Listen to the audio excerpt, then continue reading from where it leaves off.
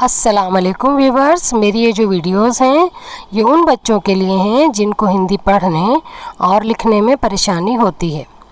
I hope मेरी ये videos आपके लिए हेल्पफुल होंगी और आप इन्हें लाइक और शेयर करेंगे और मेरे इस चैनल को सब्सक्राइब ज़रूर करेंगे। हिंदी में वर्णमाला हमको समझना पड़ती है। वर्णमाला अगर आपको समझ में आ गई तो आपको हिंदी पढ़ना आसान होता है। वर्णमाला में सबसे पहले आता है स्वर, दूसरा आता है व्यंजन। तो अभी हम आपको पढ़ाएंगे स्वर। स्वर देखिए अ, आ, ई, उ, ऊ। ये जो है इस लाइन में जितने भी स्वर हैं, देखिए एक हल्का लिखा है, एक गहरा लिखा है, एक हल्का है, एक गहरा है, मतलब इनका साउंड सेम है, बस एक को हल्के से बोला जाता है और एक को थोड़ा खींचा जाता है। तो इस लाइन में ये जितने भी स्वर हैं अ, आ, ई,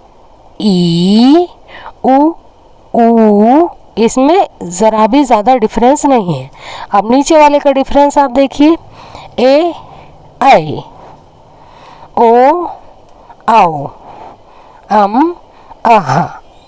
ये स्वर हैं और जो इंग्लिश में जैसे वॉवेल होते हैं ना, इस तरह से ये हिंदी में स्वर होते हैं। अब देखिए इनकी जब ये स्वर अकेले आते हैं तब तो इसी रूप में आते हैं, लेकिन जब ये व्यंजनों के साथ जुड़ते हैं तो ये मात्राओं का रूप लेके जुड़ते हैं। जैसे अ, तो अ तो खाली होता है, इसकी कोई मात्रा नहीं होती। आ, इसकी इस तरह की मात्रा होती है। और ये ई है, ई की मात्रा इस तरह से आती है, लेफ्ट हैंड साइड जैसे आप ऐसे मोड़ेंगे इस तरह से आएगी। और ये ई की मात्रा इस तरह से आएगी और ये ऊ की मात्रा इस तरह से आएगी उल्टे हाथ से, और ये बड़े ऊ की मात्रा सीधे हाथ से बनेगी। तो ये मात्रा देखिए आप ध्यान से, आ, ई, उ, ऊ। तो ये जो है ये इस तरह से मात्राएं लगती है।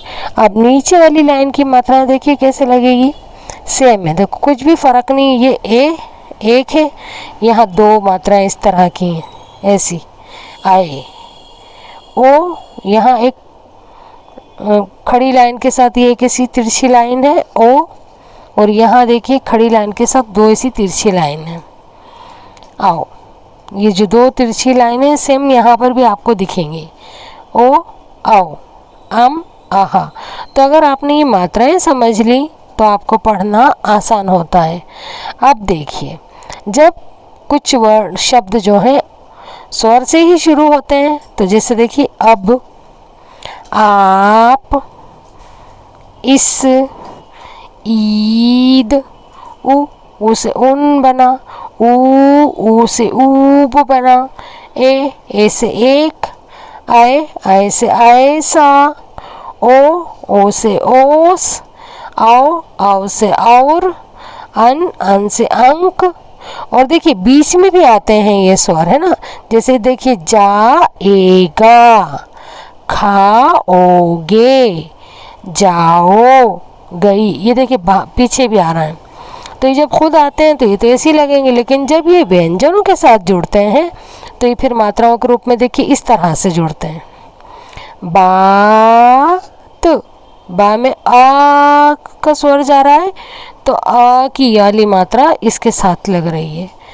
तिल, ता में छोटी ई की मात्रा का स्वर जा रहा है तो ये इस रूप में छोटी ई की मात्रा के रूप में यहाँ लग रहा है।